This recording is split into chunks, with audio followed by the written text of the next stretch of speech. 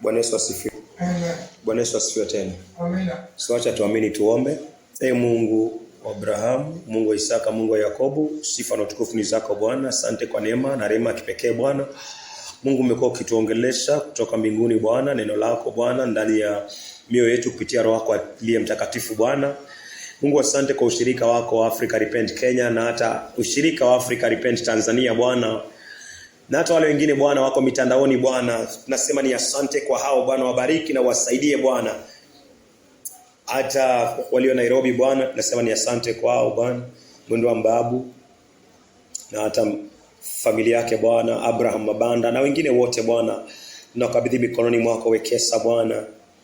Samata Morris Bwana, mahali popote ambako yuko Bwana, Mungu mkumbuke. Hata Juma Bwana, tunaomba Bwana venye utanena nao, venye utanena nasi Bwana, nenda ukanene nao Bwana. Asante Bwana kwa Biblia hii Bwana, ambao Bwana inaturekebisha Bwana, inatuweka kwa njia yako Bwana. Sehemu zozote ambazo hatuendi sawa Bwana, inaturudi Bwana na hata kutuweka katika laini. Kama tutaki hata katika laini Bwana, una neno lako Bwana ambao lilo lenyewe Bwana linatuweka katika laini Bwana. Aidha kupitia mapigo Bwana, aidha kupitia hali Bwana, aidha kupitia hata ushirika Bwana. Mungu kajitukuze Bwana. Na ni kwa jina la Yesu Kristo Bwana tumeomba hata tukisadiki. So tuangalie kitabu cha Warumi. Angalia kitabu cha Warumi 8 mstari wa kwanza.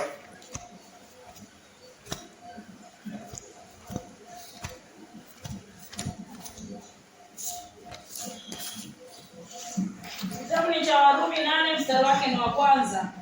Kwa hiyo sasa hakuna hukumu ya adhabu kwa wale walio ndani ya Kristo Yesu, wale ambao hawaenendi kwa kufuata mwili bali kwa kufuata roho. Asante tena. Warumi 8 mstari wake wa kwanza. Kwa hiyo sasa hakuna hukumu ya adhabu kwa wale walio ndani ya Kristo Yesu, wale ambao hawaenendi kwa kufuata mwili bali kwa kufuata roho. Rejelea mara ya mwisho tafadhali. Warumi 8 mstari wake wa kwanza. Kwa hiyo Mungu anasema kwa hiyo sasa hakuna hukumu ya adhabu. Sasa hakuna hukumu ya adhabu kwa wale walio ndani ya Kristo Yesu. Kwa wale walio ndani ya Kristo Yesu. Paka hapo tafadhali, asante.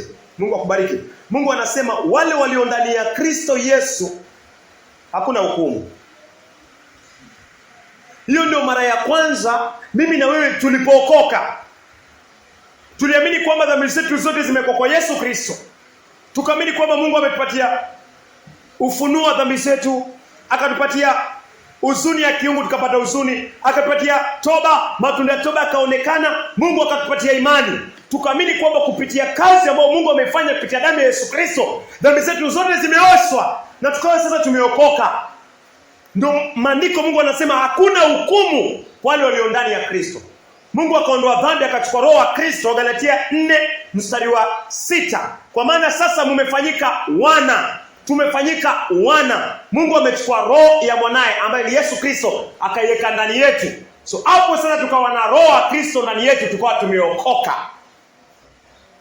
Usifunge Warumi, unaweza soma Galatia 4 mstari wa 6. Kwa sababu Warumi inasema hakuna hukumu kwa wale walio ndani ya Kristo Yesu. Yafanye elewe ni katika njia gani niliingia katika Kristo Yesu. Ni wakati ulipoonyeshwa dhambi zako kwa uwezo wa Mungu. Wengine waliona wa Galatia wakavunjwa. Baada ya hiyo ukatambua ni mwenye dhambi. Wakati uliona kwamba wewe ni mwenye dhambi, mimi ni mwenye dhambi kutoka kwa baba anaitwa Adamu. Wakati ulitambua kwamba Mungu anakuamuru sasa uzikiri na uachane nazo ama uingie jehanamu. Mungu akakupatia huzuni ya kiungu kwa na huzuni. Mungu akakupatia toba na Mungu akakupatia imani. Ukasikia neno kweli kutoka kwa Biblia. Aidha ukasikia sauti ambayo inaambatana na neno. Ukaamini hiyo sauti, ukaamini kile kitabu ambacho Mungu alikufunulia. Halafu Mungu akaondoa dhambi, akachukua roho ya Kristo, akaeka ndani yako na akaeka ndani yangu. Tukawa tumeokoka. Hiyo inaitwa initial salvation. Yaani wokovu katika siku ya kwanza ama wokovu wa kwanza. Za soma tafadhali. Kitabu ni cha Wagalatia 4 mstari wake wa 6, maandiko yanasema, kwa sababu nyinyi ni watoto wa Mungu. Kwa sababu nyinyi ni watoto wa Mungu. Mungu amemtuma Roho wa mwanawe mioyoni mwetu. Mungu amemtuma Roho wa mwanawe, ambaye mwanawe ni Yesu Kristo. So Mungu ametuma Roho ya Yesu Kristo mioyoni mwetu. Analia Aba. Huyu Roho analia Aba. Yaani baba. Yesu akiwa ndani analia Aba. Si wewe unalia Aba, ni ile Roho iliyo ndani ya Kristo Yesu inalia Aba. Inakufanya wewe pia ulie baba. So hapo ndio Mungu alimweka Yesu Kristo ndani ya moyo wako. Alimweka Yesu Kristo ndani ya moyo wangu. Yesu akawa ndani ya moyo wangu. Yesu akawa ndani ya moyo wako. Ukafurahi, ukashangilia. Huo ni wokovu wa kwanza. Kukawa tena hakuna hukumu. So paka hapo naamini kwa uwezo wa Mungu umeelewa sehemu ya A katika Warumi 8 mstari wa kwanza. Acha turegee pale. Tumeelewa jinsi tuliingia ndani ya Kristo, vile Mungu alimweka Kristo ndani yako. So acha turudi hapo Warumi 8 mstari wa kwanza. Kitabu cha Warumi 8 mstari wake wa kwanza. Kwa hiyo sasa hakuna hukumu ya adhabu kwa wale walio ndani ya Kristo. Kwa hiyo paka hapo sasa hakuna hukumu ya adhabu kwa wale walio ndani ya Kristo. So kuna adabu kwa wale walio ndani ya Kristo? Hakuna adabu. Ukisoma paka hapo kutakuwa na hatari. So Mungu hataki usome tu paka hapo. Mungu anataka uendelee. Mungu anataka niendelee. Ziko toleo zingine la Biblia imestop paka hapo. Of which ni hatari. Kwa sababu Mungu ama Yesu Kristo hajamaliza kuendelea kusema. So sifai kumkata Mungu alafu niendelee kuishi maisha yangu. Inaendelea ile andiko lianze mwanzo.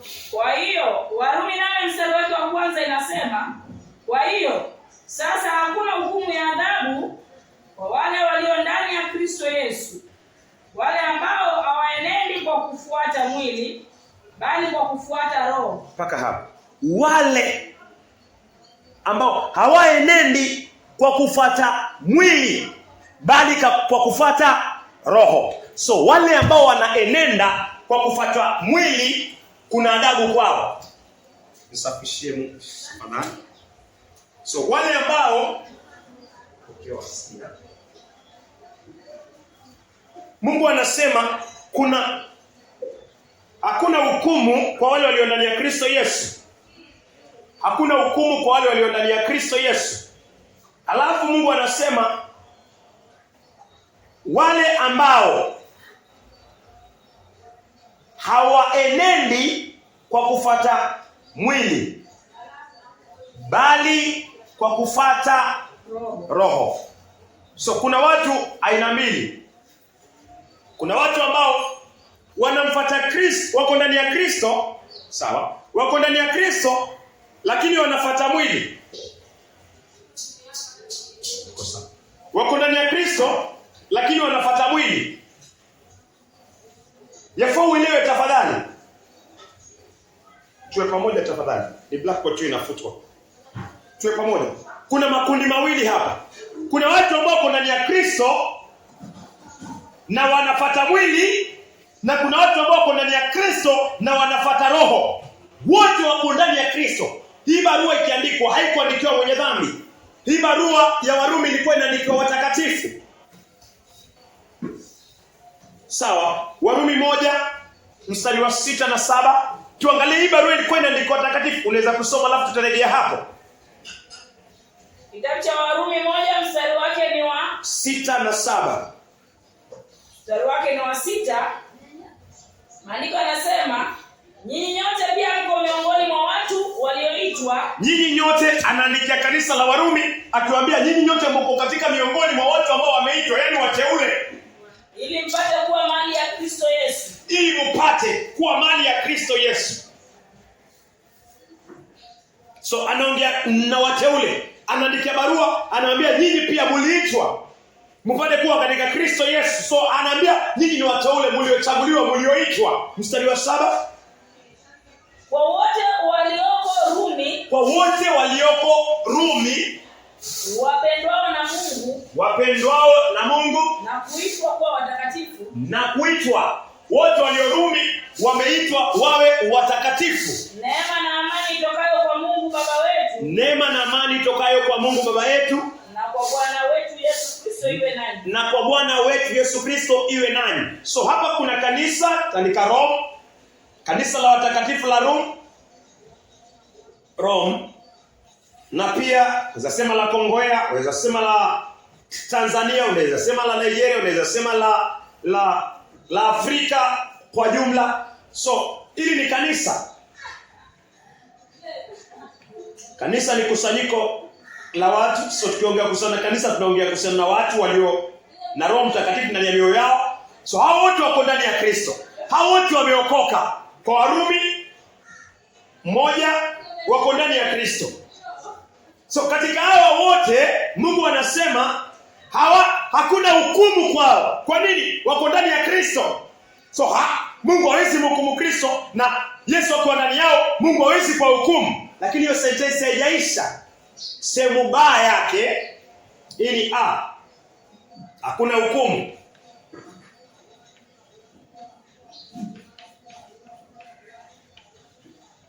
Sawa? Next. Kwa hiyo sasa hakuna hukumu ya adhabu kwa wale walio ndani ya Kristo Yesu, wale ambao hawaenendi kwa kufuata mwili. So B inasema wale ambao hawaenendi kwa kufuata mwili, bali kwa kufuata Roho. Bali kwa kufuata Roho. B inasema wale hawaenendi kwa kufuata mwili. So tuko na wa mwili, wa mwili 1 na 2 wa roho. Kuna wa roho. So Mungu anasema hakuna hukumu kwa kanisa la watakatifu, kwa kanisa la Rome, kwa kanisa la Kongowea, kwa kanisa la Tanzania, kwa kanisa la Nairobi, kwa kanisa la Ethiopia, kwa kanisa la Nigeria, kwa kanisa la Eritrea, kwa kanisa la Ethiopia. Hakuna hukumu kwa kanisa la Amerika, kwa kanisa la Australia, kwa kanisa la ulimwengu mzima. Hakuna hukumu. Lakini Mungu anasema tena chini, wale ambao hawafati mwili. Inamaanisha kuna kundi ambalo 1 litatoka hapa litafuata mwili, na lingine litatoka hapa litafuata roho. Makundi mawili. So hapa kuna roho, hapa kuna mwili. Mwili tutaangalia, lakini tuna uhakika kwamba wale ambao wataifuata roho ndani ya Kristo hawana hukumu. Wale ambao wako ndani ya Kristo ambao watakuwa wanafuata roho, kwao hakuna hukumu. Lakini kwa wale ambao pia wako ndani ya Kristo lakini watakuwa wanafuata mwili, Mungu anasema kwao kuna hukumu. Leo tutaangalia sehemu ya wale ambao wanafuata mwili, wako ndani ya Kristo lakini wanafuata mwili. Rejelea tena sasa yote kwa taratibu. Warumi 8 mstari wake ni wa kwanza. Kwa hiyo sasa hakuna hukumu ya adhabu kwa wale walio ndani ya Kristo Yesu, wale ambao hawaenendi kwa kufuata mwili, bali kwa kufuata roho. Yuko sawa kabisa. Anasema hakuna hukumu kwa kundi gani? Hili ambalo linafuata roho. Hawaenendi kwa kufuata mwili. Hawaenendi kwa kufuata mwili. So tunatambua kuna migawanyiko hapo. Kuna hukumu, yes, kuna hukumu. Katika mwili kuna hukumu. So tunaona inagawanyika, kwa mwili kuna hukumu. Wale walio ndani ya Kristo na hawaenendi kwa kufuata mwili, hakuna hukumu. Hapa hakuna hukumu.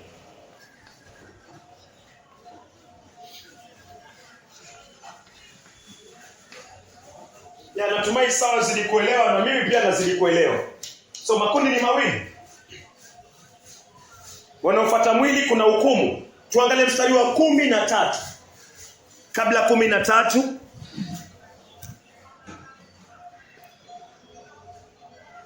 Natumai tunaweza angalia 7. Warumi 8 mstari wa 7. Kitabu cha Warumi 8 mstari wake ni wa 7. Kwa kuwa ile nia ya mwili ni uadui wa Mungu. Nia ya mwili. Anaandikia watakatifu, tumesoma hawa ni watakatifu, anaandikiwa nia ya mwili. ni uadui na Mungu.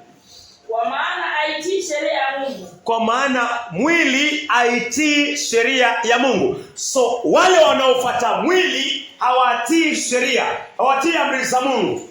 Kuna amri za mawe zilizoandikwa kwa mawe, na kwa watakatifu Mungu huandika amri zake ndani ya mioyo ya watakatifu wake. So watu ambao wako ndani ya kanisa, amri zimeandikwa katika mioyo yao. Tuko na amri, alafu ndani kuna roho wa Mungu. Amekaza roho wa Mungu ni kutuongoza kwa amri za Mungu zilizoandikwa ndani ya mioyo yetu na katika akili zetu. So wale ambao wanafuata mwili, Mungu anasema hawatii amri za Mungu. So kuna amri za Mungu unazifahamu, kuna zile 10 ambazo hazipiti, hazitawahi kupita, hazijawahi kupitwa milele na milele na milele, ni takatifu na ni safi. So ni katika hizo amri hawa hawatii.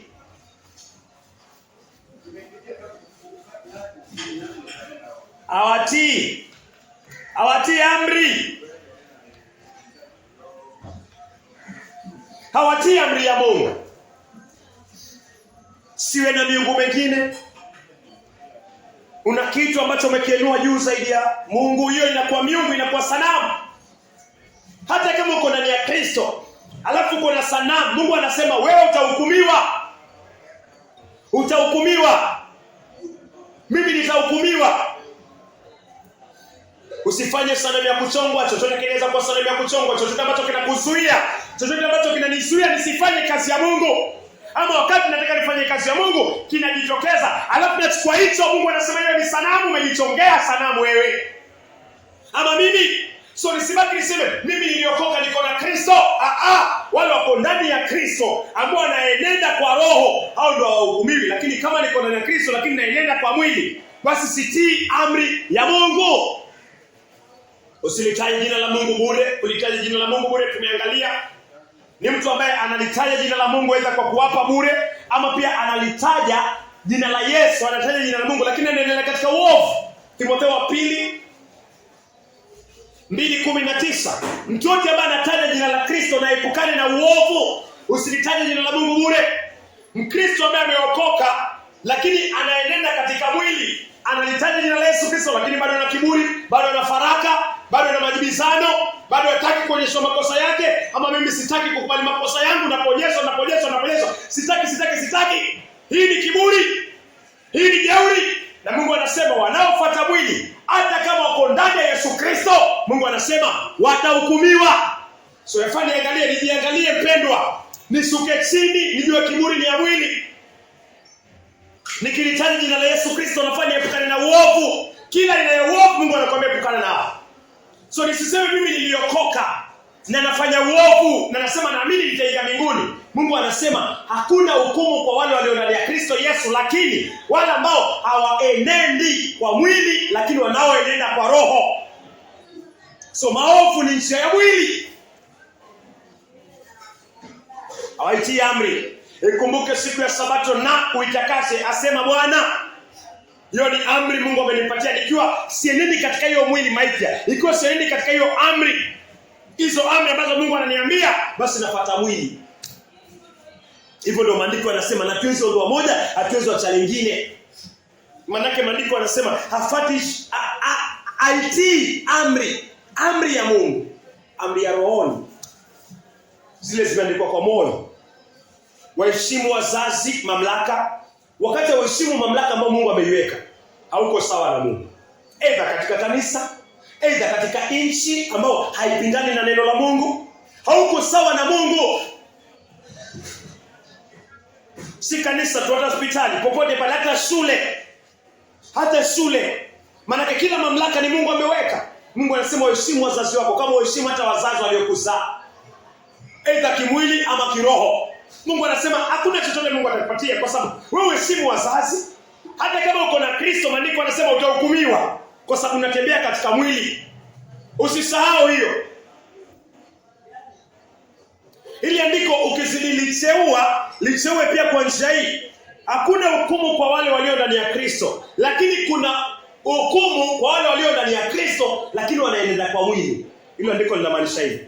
Linamaanisha wale ambao wako na Yesu Kristo, wale wameokoka, ambao wanatembea kwa roho hawahukumiwi. Lakini wale waliookoka na wako na Yesu lakini wanatembea kwa mwili watahukumiwa. Hilo andiko linasema hivi.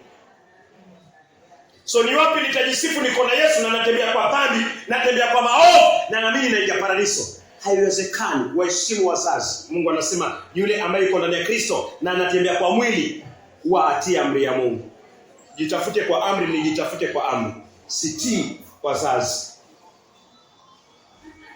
So amri ya 5 watii wazazi. Amri ya 6 usiue. Usiue. Chuki kwa moyo. Chuki.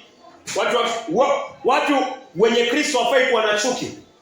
Chuki inakuja vipi? Unaporekebishwa. Kama upokee ile marekebisho, kuwa na uhakika chuki itazaa hapo ndani. Chuki itapata nafasi. Kwa sababu yule anayenirekebisha nitamwona kama adui. Wakati adui mkubwa ni shetani yuko ndani ya moyo wangu na amenipokea. Kwa sababu maonyo, Methali inasema maonyo ni uzima wa milele. Maonyo ni uzima wa milele. Marekebisho ni uzima wa milele. Mtu ambaye hataki marekebisho ako na shida. Na niko na shida mimi kama nitakuwa sitaki marekebisho. Marekebisho hata kama si ya kweli, yapokee kwanza, muyatafute pole pole. Ita mwingine, muyaangalie. Ukweli utaonekana. Kama unaonewa itaonekana. Mwingine itabidi akiri na atubu makosa hayo mbele zako na mbele za Bwana. Lakini kama ni kosa la kweli, unafaa ugeuke, utubu. Usitake kujikinga kwa neno la Mungu. Mungu anasema hata kama umeokoka na uko na chuki ndani ya moyo, Mungu anakuambia utahukumiwa. Nitahukumiwa. Hilo ndiko linasema hivyo. Usizini. Amri ya 7 usizini. Watakatifu ambao wako ndani ya Kristo ambao wanazini, Mungu anasema watahukumiwa, aidha kwa macho, aidha kwa kuangalia pornografia, aidha kwa moyo, aidha kwa kitendo chenyewe. Hakuna kusema kwamba mimi nimeokoka. Maandiko yanasema umeokoka ndio, lakini lazima uendelee kwa mwili ndio usihukumiwe kupitia Roho Mtakatifu. Lakini kama naamini na unaamini nimeokoka na nikitembea kwa roho kwa mwili, maandiko yanasema nitahukumiwa. So hakuna kitu kama wokovu na unatembea kwa mwili. Hakuna kitu kama wokovu na unasini. Hakuna kitu kama paradiso. Mimi ni mtakatifu mkamilifu mwenye haki, mimi naingia paradiso. Na wakati unazini ama nguo unazozivaa zinafanya wanaume wazini na wewe, Mungu anasema no, wewe ni chombo cha zinaa. Utahukumiwa. Hata kama umeokoka utahukumiwa. Usizini, usiibe. Mtakatifu hafai kuiba, na wakati mtakatifu anaanza kuiba, ajua anatembea kwa mwili na atahukumiwa. Akili awache hiyo njia. Aidha katika biashara, aidha katika njia zozote, Mungu anasema usiibe. Usishuhudie jirani yako uongo. Kushuhudia mtu uongo katika dhana. Wewe unafikiria yule pengine ni hivi, katika dhana kumbe unashuhudia uongo. Usimshuhudie jirani yako uongo, asema Bwana. Usimshuhudie uongo. Wakati unashuhudia mtu uongo, inafaa ujue kwamba hata kama umeokoka unatembea kwa mwili na utahukumiwa kama shahidi wa uongo. Na waongo mahali pao ni katika lile ziwa liwakalo moto na kibiriti. Utahukumiwa katika ziwa la moto. Usitamani vya jirani yako, mke, mume, fanye kazi, mifugo, chochote kile cha jirani yako na bosi kitamani. Tamani mbingu, tamani maana iliyofichwa, tamani jina lako na lango liandikwe katika nguzo ya hekalu la Bwana. Tamani hizo ndio Mungu anakuambia tamani. Tamani Yesu Kristo. Tamani kutembea hatua na Yesu Kristo. Usitamani cha ulimwengu, ni kichafu. Haimaanishi tusifanye kazi tusipate pesa, hapana. Mungu anajua akisema usitamani. Anajua katika chimbuko la kutamani maovu mengine yataonekana. Utazini. Utaona mke wa mwenyewe umeomba usitamani, ukimwangalia utaanza kumtamani na mwisho utazini. Kwa sababu amri moja ya Mungu inazuia maovu mengi sana. Utaua kwa kutamani. So uzarejelea mstari wa 7 na tumeiangalia kwa uwezo wa Mungu. Warumi 8:7. Warumi 8 mstari wa 7. Kwa kuwa ile nia ya mwili ni uadui na Mungu, Nia ya mwili ni uadui na Mungu. Kwa maana haitii sheria ya Mungu wala haiwezi kuitii.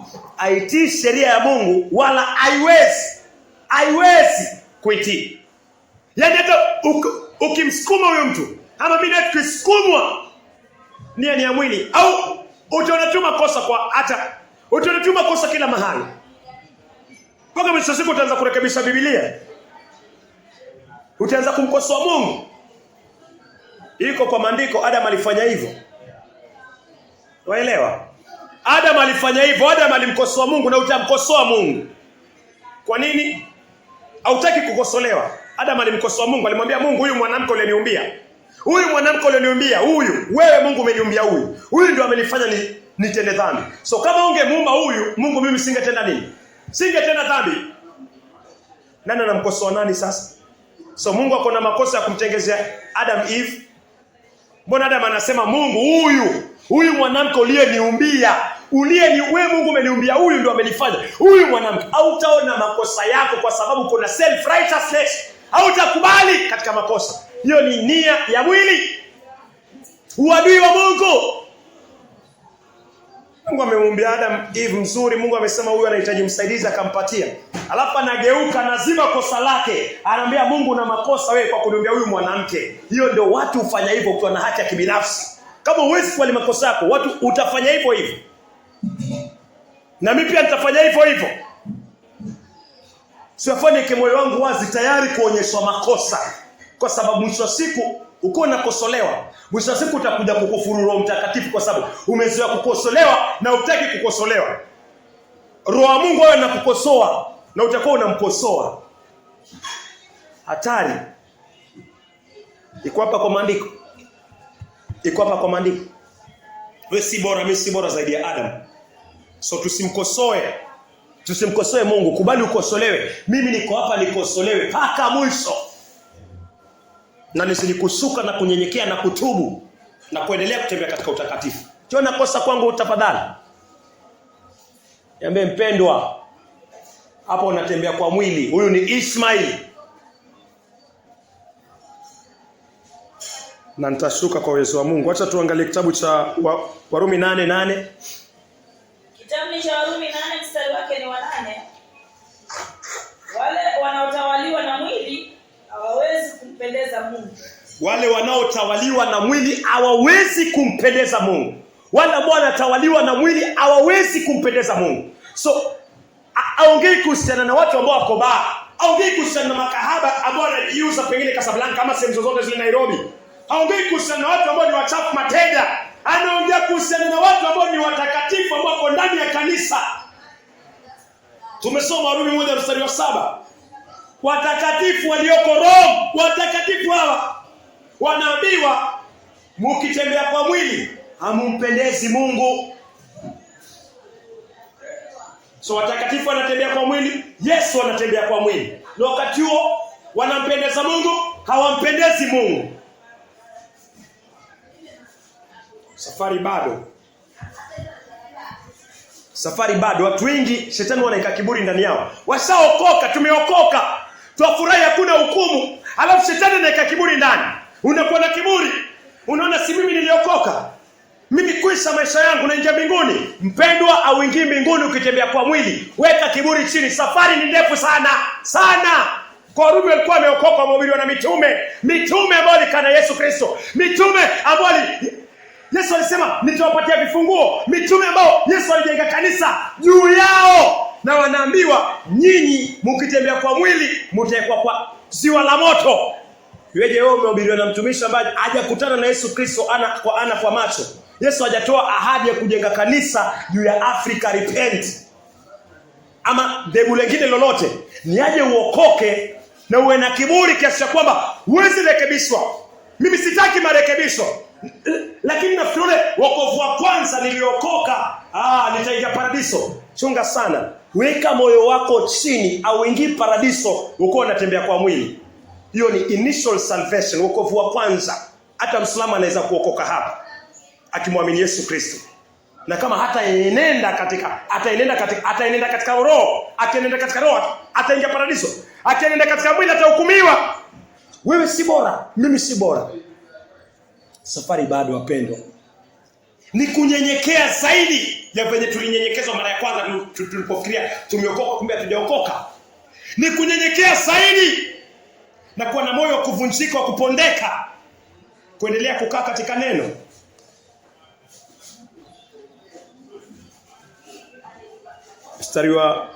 Tutasoma mstari wa kwanza alafu tutasoma mstari wa 13.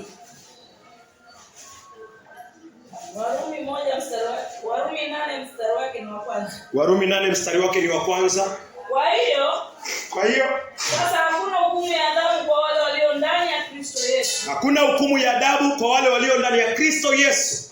Wale ambao hawaenendi kwa kufuata mwili. Wale ambao hawaenendi kwa kufuata mwili, bali kwa kufuata roho. Bali kwa kufuata roho. Mstari wa 10. Warumi 8:10. Samani 13. Warumi 8 mstari wake ni wa 13.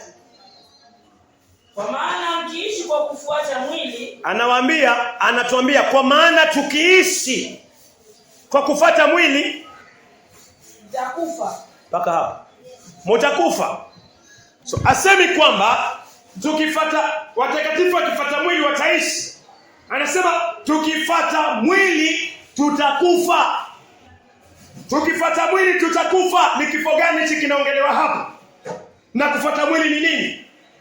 So unapofuata mwili utakufa. Yesu utakufa. Kufuata mwili ni nini? Naweza soma Galatia. Rejelea tena ya 13 sehemu hiyo mpaka hapo. Warumi 8 mstari wake ni wa 13. Kwa maana mkiishi kwa kufuata mwili mtakufa. Ya hiki kifo ni kifo gani? Unafikiri ni kifo gani? Hichi kifo kwamba mtakatifu ameokoka. Kumbuka tumesoma kuna hukumu.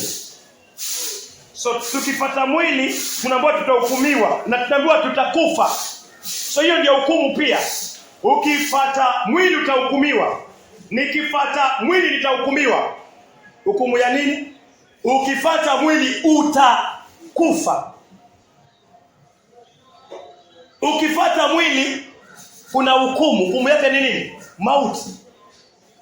So kufuata mwili ni nini? Na hii mauti pia ni mauti gani inaongelewa hapa? Naweza angalau kushikanisha hivi vitabu vile wa Galatia. Kufuata mwili ni nini? Na kufuata mwili ni kufa.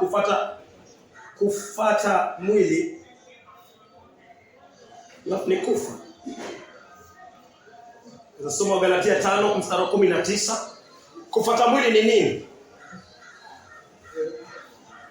Kitabu cha Galatia 5 mstari wake ni wa 19. Andiko nasema basi matendo ya mwili ni dhahiri nayo ni haya. Basi matendo ya mwili ni dhahiri nayo ni haya. Uasherati ni kufuata mwili. Uasherati ni kufuata mwili, mtakufa. Next. Uchafu ni kufuata mwili. Ufisadi. Ukiwa katika ufisadi hata kama uko na Yesu, Mungu anasema utahukumiwa na utakufa. Hukumu hiyo ni ya kifo. Next. Ukiwa kwa uchafu utakufa.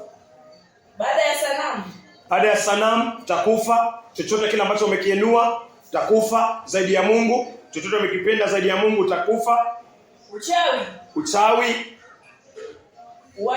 Uadui. Kanisa au pia ni watakatifu wameokoka. Na mbona nikiwa kanisani alafu niko na uadui?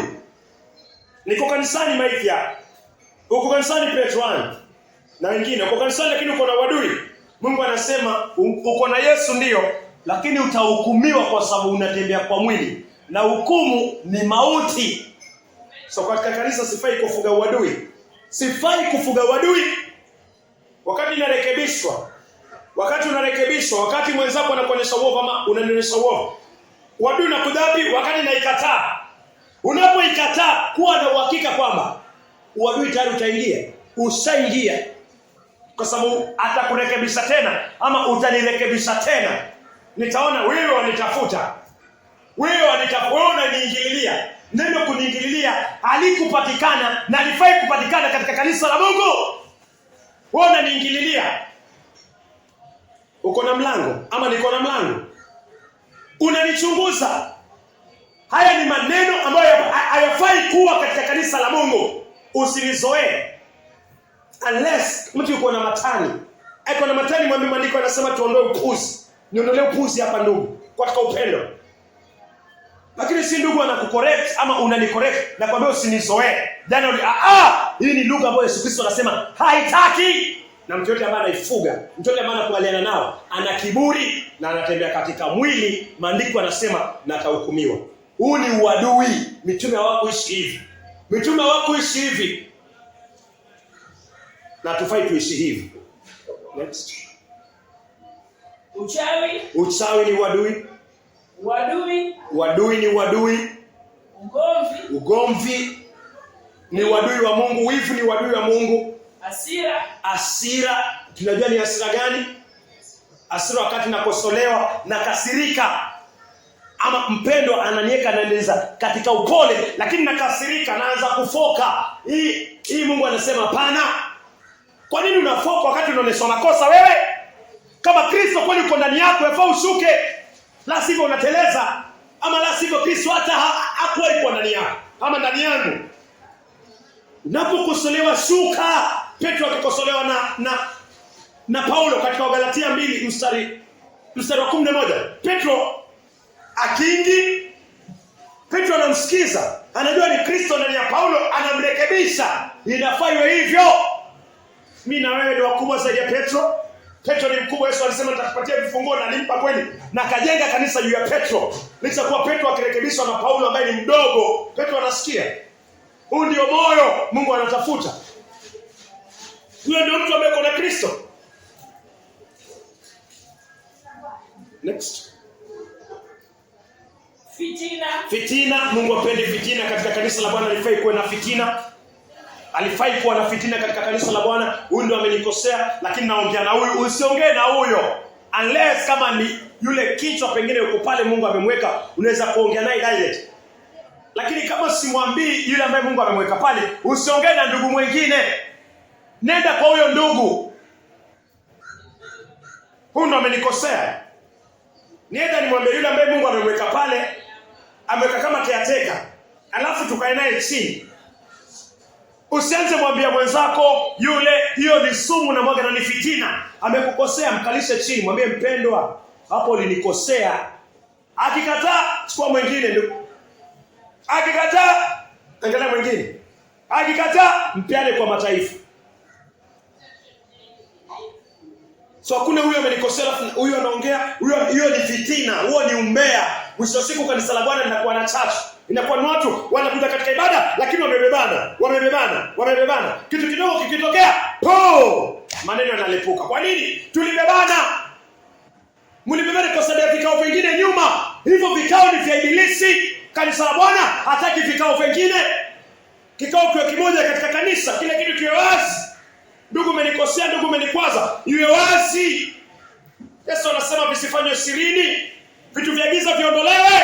Kanisa la mitume alikuwa hivyo. Hiyo ni fitina, itaingia shetani katika fitina hapa. Next. Faraka. Mungu hapendi mafarakano. Uzushi ni kutembea kwa mwili. Usda ni kutembea kwa mwili. Ulevi. Mtakatifu ambaye ameokoka na anatembea katika ulevi, anatembea katika mwili. Maandiko anampatia ahadi kwamba wewe mtakatifu utahukumiwa na utakufa. Ulafi. Mtakatifu ameokoka anatembea katika ulafi, anaambiwa anatembea kwa mwili, atakufa. Ulafi ni kufa, utakufa. Na mambo mengine yanayofanana na hayo. Na waonya kama nilivyokwisha kuwaonya kabla. Roho wa Kristo anaambia watakatifu wa Galatia, na waonya kama nilivyokwisha kuwaonya kabla. Walikuwa wameonywa kabla kuhusiana na njia za mwili, na wanaonywa tena. Inamaanisha ni neno zito. Na waonya kama nilivyokwisha kuwaonya tena kabla. Kwamba watu watendao mambo kama hayo. Inasema watu watendao. Inasema watakatifu. Kumbuka ni barua ya Wagalatia. Anasema watakatifu wanaotenda mfanano wa mambo kama hayo, hawataurithi ufalme wa Mungu. Hawataurithi ufalme wa Mungu. So kifo ni nini hapa? Kwa tumeona hakuna urithi. Hakuna urithi. Hii inamaanisha nini? Mtakatifu anaambiwa akitembea kwa mwili, kwa makini, mtakatifu, Warumi 8 mstari wa kwanza. Mtakatifu anaambiwa hahukumiwi kwa sababu kuna ndani ya Yesu Kristo.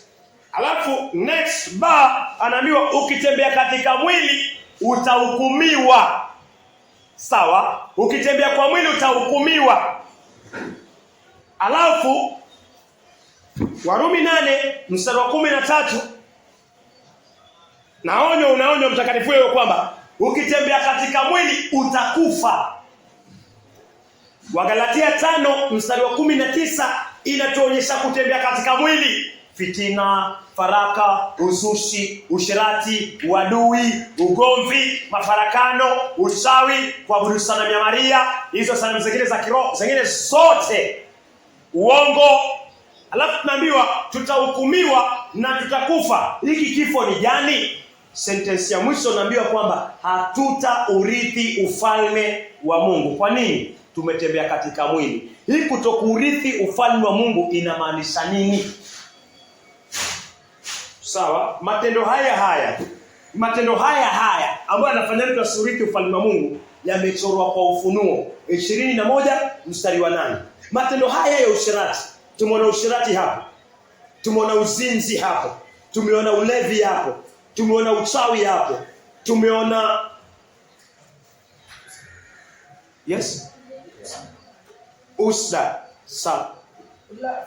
ulafi. Unaweza soma Ufunuo? Kitabu cha Ufunuo 21 mstari wake ni wa 8. Lakini waoga wasioamini wachafu. Angalia hilo neno wachafu. Moja fungu Galatia. Next, wachafu. Wauaji. Hilo neno wauaji. Wazinzi. Hilo neno wazinzi. Wachawi. Waabudu sanamu. Pamoja na waongo wote.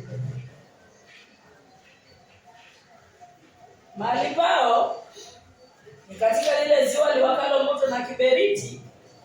Hii ndio mauti ya pili. Mauti ya pili. Ziwa la moto na kibiriti. Elewa, tukitembea kwa mwili, wa Galatia 8 mstari wa 13, watakatifu waliona Yesu wakitembea kwa mwili, wa Galatia inasema hawataurithi. Sawa sawa. Na Ufunuo inasema kwamba mahali pa hao watu ni katika ziwa liwakalo moto, ambayo ni mauti ya pili. So tunaangalia hao watu ambao wanaandikwa kwa mauti ya pili, alafu tunaangalia hao ambao wameandikwa kwa Galatia. Alafu tukiangalia Warumi 8 mstari wa 13, maandiko yanasema wale watu wanatembea kwa Wagalatia wako tena matendo yale yameandikwa kwa Ufunuo. Na hicho kifo kimefunuliwa ni kwamba hata wawe watakatifu watakufa kwa kuwekwa katika ziwa la moto, na hiyo ndio hukumu. Naweza soma Galatia, usifunge Ufunuo. Naweza soma Galatia 5 mstari wa 19. Galatia 5 mstari wake wa 19. Basi matendo ya mwili ni zaidi, ndio haya: washerati imetajwa kwa Ufunuo. Uchafu umetajwa kwa Ufunuo tu. Ufisadi. Baada ya sanamu imetajwa kwa Ufunuo na pia kwa Wagalatia 3. Uchawi. Uchawi imetajwa kwa Ufunuo. Yes. Uchawi imetajwa kwa Ufunuo na pia imetajwa kwa Wagalatia. Wadui. Ugomvi. Wivu. Hasira. Fitina. Faraka. Uzushi. Usda. Ulevi. ulafi na mambo yanayofanana na hayo. Katika hayo nawaambia kama nilivyokwisha kuambia kabla kwamba watendao matendo kama haya hawataurithi ufalme wa Mungu. So tunaona baadhi ya matendo, uadui ni mojawapo ya uuaji, chuki kwa moyo, uadui. So tunaona baadhi ya usherati, tunaona uchafu imetajwa kwa Ufunuo, uasherati imetajwa pia, uzinzi iko hapo ndani. Tunaona 1 2 3 okay 1 2 3 4 5 dhambi 5, maovu matano yametajwa kwa Galatia, na ndio hayo yametajwa pia kwa Ufunuo. So Paulo alikuwa anaambia wa Galatia, Paulo anawaambia watu wa ili kanisa la watakatifu la Roma, anawaambia nyinyi hakuna hukumu ndani yenu, hakuna hukumu, hamhukumiwi na Mungu. Lakini mkitembea kwa mwili, anawaambia hukumu iliyoandikwa kwa ziwa la moto kwa Ufunuo 21:8 itakuwa sehemu yenu. So katika wa Galatia kuna Ufunuo 21:8, yes. Wanaambiwa waongo uzushi. Waongo pia imetajwa. Waongo, watu ambao wanadanganya, waongo uzushi. Almost 1 2 3 4 5 6. Na tukiangalia pengine kwa undani tutaona dhambi zingine zinaoana. So ile ambao wameandikiwa kwa Galatia ni ile ambao umeandikiwa kwa Ufunuo 21:8. So ni watakatifu wanaambiwa mkitembea kwa njia hizi za mwili, ziwa la moto lipo ndani ya kanisa. Kiburi kidogo nafikiria iko sawa tu. Mungu anakwambia unatembea kwa mwili na ukifa katika hiyo kiburi, ziwa la moto litakumeza. Rejea kwa Warumi 8 tukijumuisha Warumi 8 mstari wa kwanza. Kitabu ni cha Warumi 8 mstari wake ni wa kwanza. Kwa hiyo sasa hakuna hukumu ya adhabu kwa wale walio ndani ya Kristo Yesu. Sasa kwa hiyo walio ndani ya kanisa katika Blackboard, hakuna hukumu ya wale walio ndani ya Kristo Yesu. Wale ambao hawaenendi kwa kufuata mwili. Wale ambao hawaenendi na maanisha wale wanaenda kwa roho. So tumeangalia wale ambao wanaenda kwa kufuata mwili. So wale ambao hawaenendi katika kufuata mwili hakuna hukumu, tukaandika hakuna hukumu. Lakini wale ambao wanaenenda katika mwili wanahukumiwa. Wale ambao hawaenendi kwa kufuata mwili. Wale ambao hawaenendi katika kufuata mwili, bali kwa kufuata roho. Bali kwa kufuata roho. Mstari wa 7. Warumi 8 mstari wake ni wa 7. Kwa kuwa ile nia ya mwili ni uadui na Mungu. Kwa kuwa nia ni mind. Kwa kuwa mind ni uadui, nia ya mwili. Mtakatifu ambaye anafuata nia ya mwili, mind ya mwili, ana mawazo ya kimwili. Kwa maana haitii sheria ya Mungu. Haitii sheria ya Mungu. So paka hapo tunaona wala haiwezi kuitii. Asante, samahani, wala haiwezi kutii. So ni wakati gani naongozwa katika mind ya mwili? Mungu ananiambia ni wakati ambapo sitii amri za Mungu. Wakati utii amri za Mungu ni wakati unaongozwa na mind ya Ishmael, mind ya mwili. Hukumu yake ni nini? Mstari wa rejelea tena mstari wa kwanza. Warumi 8 mstari wa kwanza. Warumi 8 mstari wa kwanza. Kwa hiyo hakuna hukumu ya adhabu. Kwa hiyo hakuna hukumu ya adhabu kwa wale walio ndani ya Kristo Yesu. Wale walio ndani ya Kristo Yesu. Wale ambao hawaenendi kwa kufuata mwili. Wale ambao hawaenendi kwa kufuata mwili, bali kwa kufuata roho. Bali kwa kufuata roho. So hukumu ni nini hapa? Wale ambao watafuata mwili watahukumiwa. Sawa? Hukumu ni nini? Mstari wa 13. Hiyo Warumi 8 mstari wake na 13. Warumi 8 mstari wake wa 13, hiyo ndio hukumu. Maana mkiishi kwa kufuata mwili. Kwa maana mkiishi, watakatifu hawa, mkiishi kwa kufuata mwili, mtakufa. Tasoma paka hapo, mtakufa. So hii kufa ni nini? Hii kufa ni nini? Tumechanganya vitabu viwili. Tumechanganya Wagalatia 5 mstari wa 19 mpaka 21 kwa uwezo wa Mungu, alafu tukachanganya na Ufunuo 21 mstari wa 8. So hino Mungu anasema kwamba hawa watakufa tukaangalia hilo kufa ni nini, na tukaangalia pia huku kufuata mwili ni nini. Tukaangalia Galatia 5:19. Tukaangalia ni uzinzi, chuki, hasira, faraka, fitina, usda, ulevi, ulafi. Tukaangalia hayo yote. Mafarakano, tukaangalia hayo yote. Kumbe tukiwa kanisani alafu tukiwa tunayafuata haya, tunaenenda kimwili na hukumu yake ni kufa. Kwa Wagalatia kufa ni kwamba tuambiwa, wanaambiwa, tunaambiwa na wataambiwa ni kwamba hawana urithi katika ufalme wa Mungu. Hiki ndio kifo, of which Ufunuo inaleta wazi hii kutokuwa na urithi, ino kufa inamaanisha nini. Ufunuo tutaisoma tena, Ufunuo 21 mstari wake ni wa 8. Hiyo ndio kufa. So tunajibu nini? Tunajibu Warumi 8 mstari wa 13. Kwa maana mkienenda katika mwili mtakufa. Hii kufa ni nini? Hii hukumu ni nini?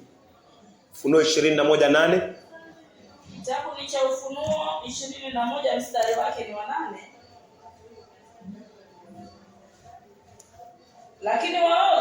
Lakini waoga wasioamini, wachafu, wauaji iko pia wauaji, wazinzi, wachawi, waabudu sanamu, pamoja na waongo wote.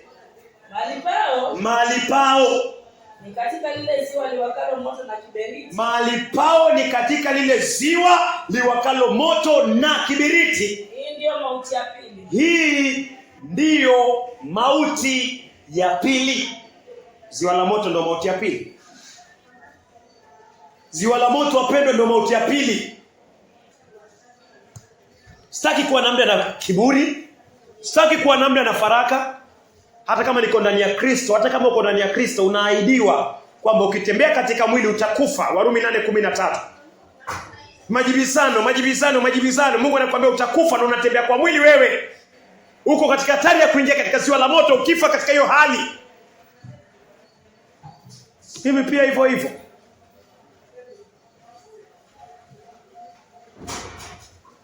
Tuamini tuombe. Mungu wa Abrahamu, wa Isaka na Yakobo, sifa na utukufu ni zako. Mtakatifu wa Israeli, asante kwa neno lako Bwana. Mungu umetuonyesha jinsi tutakavyotembea katika mwili. Kuna hatari Bwana kubwa sana. Tusipumzike tu Bwana tukisema tumeokoka. Tunashukuru Bwana, Yesu ni Bwana. Alafu tujiachilie Bwana tupate kutembea katika mwili Bwana. Umesema wale wanaotembea katika mwili Bwana, hata kama wako na Kristo ndani yao Bwana, watakufa Bwana. Na kifo hichi umetuonyesha Bwana ni ziwa la moto Bwana. Na ukatuonyesha ni matendo gani Bwana ambao yanaleta wazi kutembea kwa mwili kwa mwanadamu: uzinzi, usherati, chuki, hasira, faraka Bwana, fitina, uzushi, husda, ulevi Bwana, ulafi, mtakatifu wa Israeli, ufisadi hapa na pale Bwana, uongo Bwana, uaji, chuki ya moyo Bwana. Mungu naomba uoshe kanisa lako